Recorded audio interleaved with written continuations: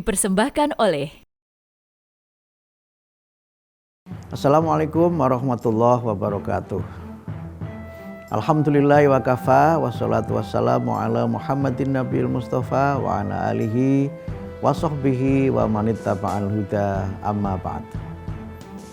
Pemirsa kolak dimanapun Anda berada, hari ini mungkin sudah minum kolak ya, dan mungkin kolak itu terasa nikmat kalau yang membuat adalah ibunda kita yang tercinta. Nah, tema kita kali ini bicara tentang ibu. Ada beberapa peristiwa yang saya ikuti dari media yang terus terang saja membuat saya begitu nelangsa. Pertama, peristiwa ketika ada 3 orang anak yang mereka secara bersama-sama membuat surat menitipkan atau mungkin lebih tepatnya menyerahkan sepenuhnya pengasuhan dan perawatan ibunya kepada sebuah panti jompo.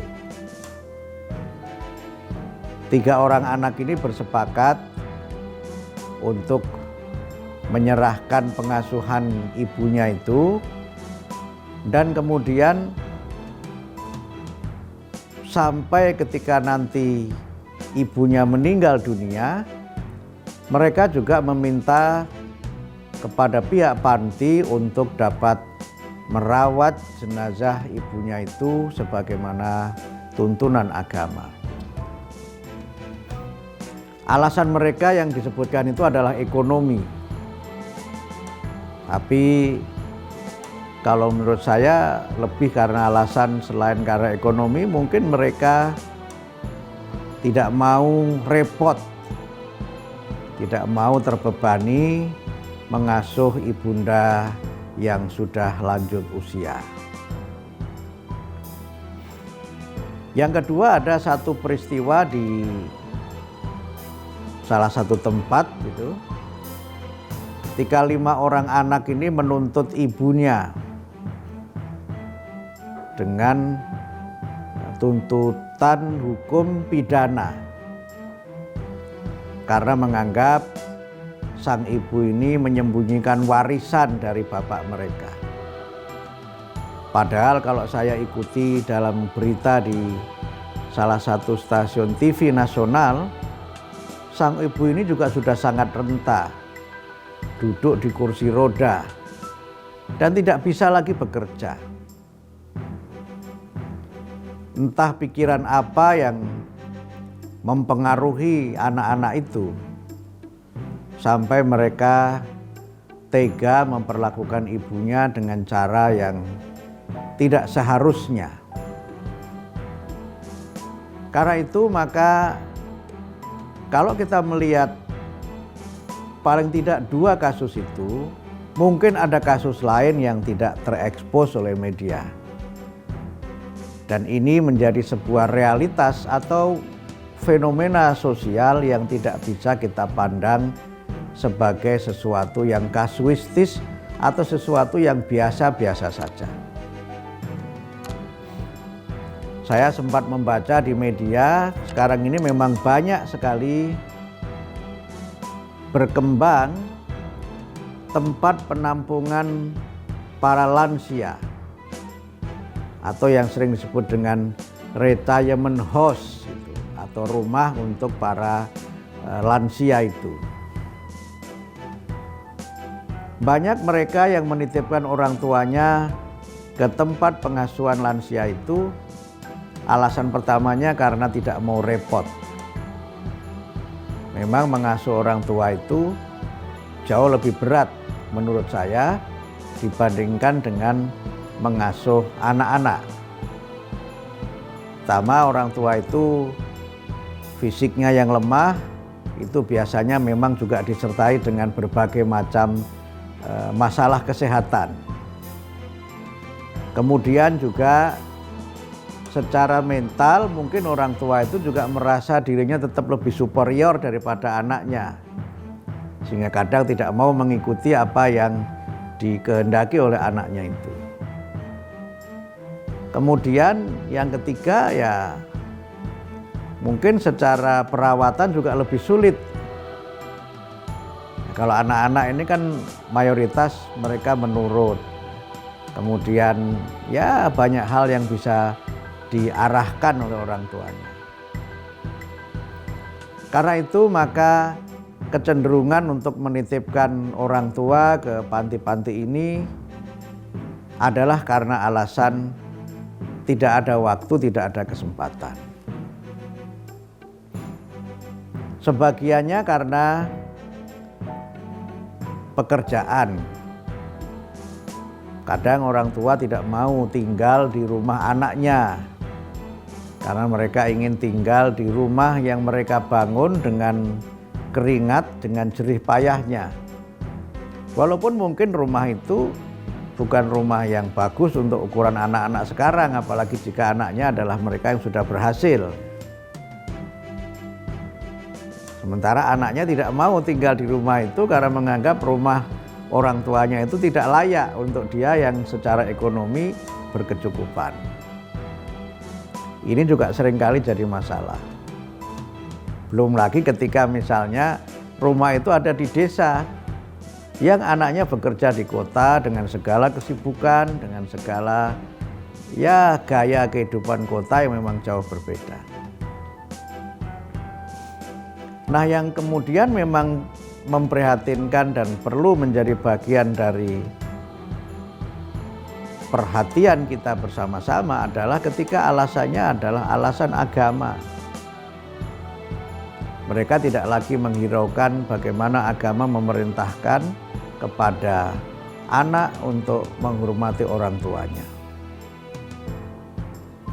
Karena itu, realitas ini harus menjadi bagian dari upaya kita bagaimana agar pemberian pelayanan orang-orang yang kita sebut sebagai senior citizen di retirement house itu atau rumah peristirahatan itu tidak kemudian menghilangkan atau menghapuskan tanggung jawab langsung dari anak untuk mengasuh orang tuanya. Banyak yang beralasan kalau diasuh di tempat penampungan, tempat peristirahatan itu mereka keadaannya lebih baik. Mungkin saja, tetapi ada penelitian mahasiswa saya di Pasca Sarjana UIN Jakarta itu, ternyata keadaan mereka tidak lebih baik. Memang di situ mereka mendapat tempat yang bersih karena ada petugas yang setiap saat membantu mereka. Mereka bisa bercengkerama dengan sesama orang-orang tua, sesama warga negara senior. Mereka juga mungkin punya aktivitas-aktivitas sosial di situ. Bahkan mungkin juga ada bimbingan keagamaan. Tetapi tetap saja hidup bersama dengan anak tentu saja berbeda dengan hidup terpisah dari anak. Karena hubungan itu adalah hubungan yang tidak sekedar bersifat biologis, tapi juga bersifat psikologis, bahkan spiritual. Disinilah kemudian kalau kita bicara kaitannya dengan agama, kalau kita baca Al-Quran, perintah untuk kita menyembah kepada Allah itu diikuti dengan perintah untuk kita menghormati dan kita menyayangi serta mendampingi orang tua, khususnya ibunda kita yang tercinta. Nah, bagaimana ajaran Islam menjelaskan itu dan bagaimana kita membangun kembali, merekonstruksi kehidupan sosial dan kehidupan dalam masyarakat kita, segmen berikutnya akan kita kaji bersama-sama. Pemirsa Kolak dimanapun Anda berada, di dalam Al-Quran surat Al-Isra ayat 23 Allah berfirman, wa qadha rabbuka alla ta'budu illa iyyahu wa bil walidaini ihsana. Dan Allah mewajibkan kepada kamu untuk menyembah kepada Tuhan dan jangan menyekutukan Allah dengan Tuhan yang lainnya. Kemudian yang kedua, kita diperintahkan untuk berbuat baik kepada kedua orang tua. Wabil walidaini ihsana. Kalau ayat ini kita maknai dalam konteks bagaimana kita menghormati ibu, menghormati orang tua, maka maknanya ada dua. Yang pertama, sebagai orang yang beriman, maka ukuran keimanan kita itu sebagiannya dilihat dari bagaimana kita berbuat baik kepada orang tua. Jadi kalau kita ini berbuat baik kepada orang tua, maka itulah salah satu dari ukuran keimanan kita. Atau dalam bahasa sederhananya, berbuat baik kepada orang tua itu adalah aktualisasi dari keimanan kita kepada Allah. Kemudian yang kedua, kualitas iman kita itu ditentukan oleh bagaimana kualitas kita dalam memperlakukan orang tua. Nah, bagaimana kita memperlakukan orang tua itu dengan perlakuan yang sebaik-baiknya. Wabil walidaini ihsana. Paling tidak kalau kita baca ayat-ayat yang berikutnya, ada 3 yang harus kita lakukan untuk kita ini berbuat baik kepada orang tua. Yang pertama, jangan berkata kasar kepada orang tua. Wala taqullahuma uffin wala tanharhuma wa qullahuma qaulan karima. Jangan berkata yang tidak menyenangkan, ya uff itu. Kemudian jangan membentak dan hendaknya kamu bertutur kata yang baik kepada mereka. Kalau di dalam budaya Jawa itu kepada orang tua kita harus kromo inggil. Harus kromo inggil itu bagian dari qaulan karima.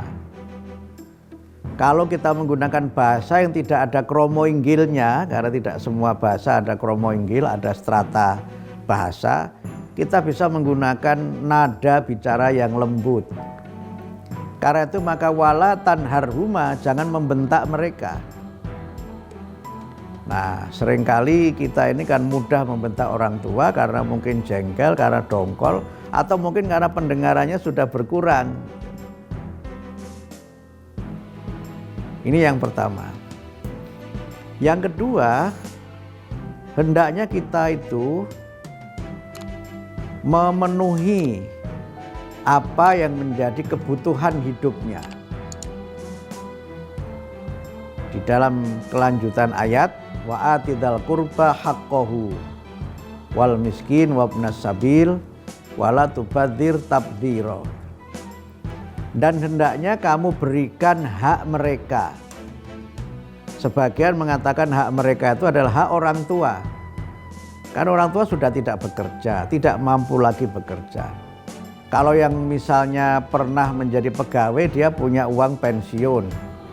Itu pun mungkin pensiunnya tidak cukup. Sehingga sering kalau orang itu makan dari pensiun itu sering disebut dengan mantap. Makan tabungan pensiunan. Tetapi itu kan sangat jauh dari apa yang seharusnya dipenuhi dalam kebutuhan hidup sehari-hari. Karena makin tua itu kebutuhannya makin banyak. Terutama adalah kebutuhan berkait dengan kesehatan.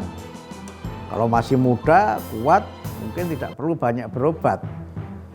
Tapi kalau sudah tua itu kan justru malah banyak berobat. Tapi pada saat perlu banyak sekali biaya perawatan, kesehatan, justru pendapatannya berkurang karena sudah pensiun. Lebih berat lagi kalau mereka tidak punya pensiunan, yang istilahnya nafkahnya sehari-hari ya dicari pada hari itu. Dapat hari ini, dimakan hari ini. Ketika sudah tidak mampu bekerja karena fisiknya yang sudah tua, sudah renta, mereka tentu perlu kebutuhan hidup yang memang harus ditanggung oleh anaknya. Karena itu, bagaimana kita memberikan perhatian, terutama mencukupi kebutuhan, itu bagian dari kita memperlakukan orang tua dengan sebaik-baiknya. Nah, yang ketiga adalah kita hendaknya senantiasa mendoakan mereka. Saya kira sebagian besar kita ini hafal ya. Doanya adalah Robbighfirli wali walidayya warhamhuma kama robbayani shaghira. Ya Allah, ampunilah dosaku, dosa orang tuaku, dan kasihilah mereka sebagaimana mereka mengasihi kita pada waktu kecil. Cara Al-Quran memerintahkan kita itu sangat halus, sangat reflektif, dan sangat intelektual. Kita diminta untuk kembali kepada masa kecil, kembali pada masa di mana secara fisik kita tidak bisa berbuat apa-apa. Kemudian orang tua kita mengasuh dengan penuh rasa cinta. Tengah malam mereka terbangun karena kita perlu minum, dan ibu kita menyusui dengan tanpa pernah memikirkan, bahkan kadang-kadang memikirkan keadaan kesehatannya sendiri. Kalau dihitung secara materi tentu tidak bisa kita membayar kembali kasih sayang yang diberikan orang tua itu kepada kita. Karena itu maka Quran secara reflektif memerintahkan kita untuk mendoakan dan mengasihi mereka seperti mereka mengasihi kita pada waktu kecil. Kalau kita kaitkan dengan kesuksesan hidup kita tahu persis bagaimana orang tua kita itu harus bekerja banting tulang supaya kita bisa sekolah, supaya kita bisa kuliah. Saya secara pribadi misalnya ingat betul bagaimana ibu saya itu harus bekerja di pasar itu sebelum pada akhirnya juga memiliki pekerjaan yang lain. Saya ingat bagaimana tengah malam ibu saya itu harus bordir gitu. Kemudian sorenya itu mengambil hasil-hasil pertanian dari sawah. Kadang-kadang malah untuk memenuhi kebutuhan hidup, memenuhi biaya kuliah itu jual daun-daun pisang. Kadang saya diminta untuk mengantar daun pisang untuk ke warung-warung, kemudian ya mengantar hasil pertanian ke warung-warung juga gitu. Supaya anaknya bisa belajar, supaya anaknya bisa menjadi orang yang berhasil. Nyaris tidak pernah beristirahat, sleepless. Tetapi mereka bahagia melakukannya dengan penuh keikhlasan. Nah sekarang ketika kita ini sudah berhasil, kita ini sudah sukses, kadang-kadang memandang orang tua itu look down, memandang sebelah mata, bahkan kadang-kadang tidak mau bersama karena tidak indah penampilannya. Kita keren gitu kan, orang tuanya penampilannya begitu. Disinilah menurut saya pentingnya kita menghormati ibu, menghormati orang tua.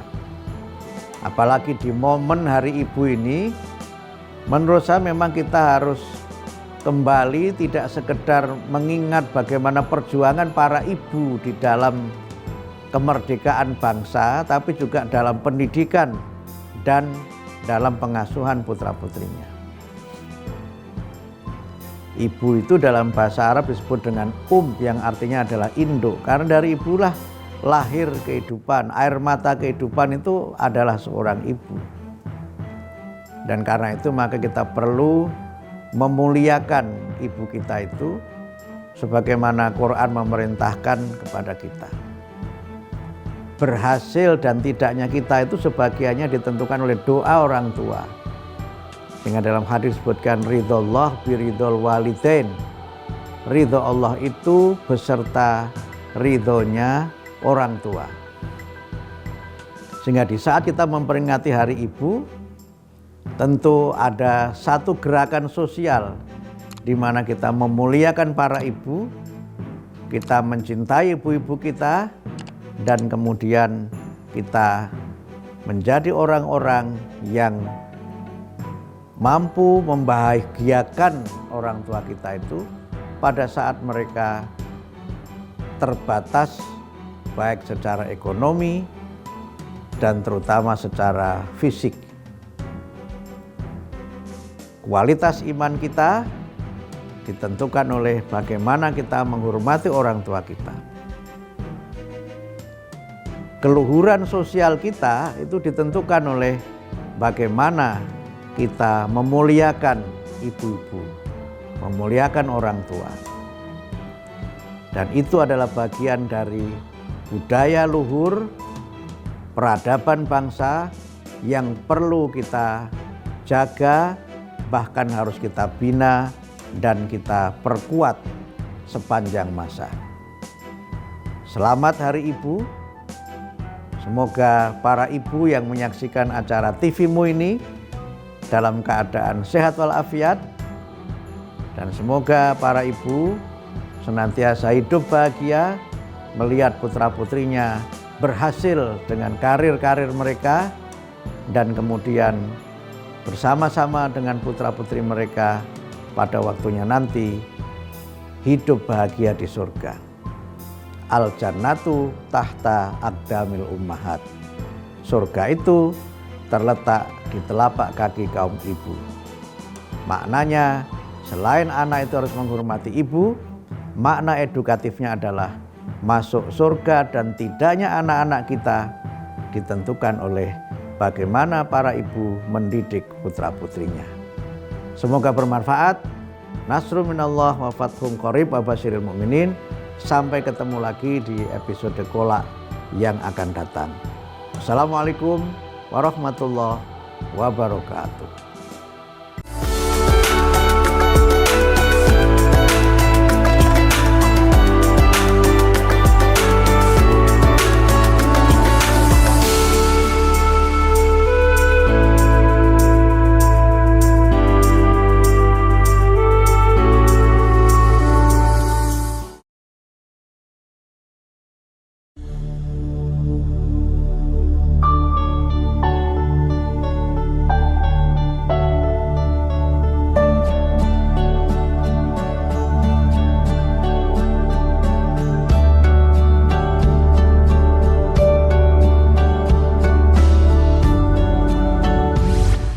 Assalamualaikum warahmatullahi wabarakatuh.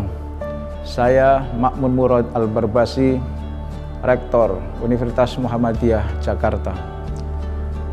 Universitas Muhammadiyah Jakarta adalah universitas tertua di lingkungan perguruan tinggi Muhammadiyah dan Aisyah. Tentu tak cukup kita berbangga sebagai universitas tertua. Saatnya kita harus bangga dengan prestasi-prestasi yang kita gapai. Tidak mudah memang, namun dengan kerja cerdas, kerja keras, kerja profesional, dan kerja ikhlas, insya Allah kita mampu menggapainya, menggapai kebanggaan dengan prestasi. Terima kasih. Assalamualaikum warahmatullahi wabarakatuh. Universitas Muhammadiyah Jakarta hadir sebagai perguruan tinggi swasta yang konsisten, mencetak generasi unggul di masa depan.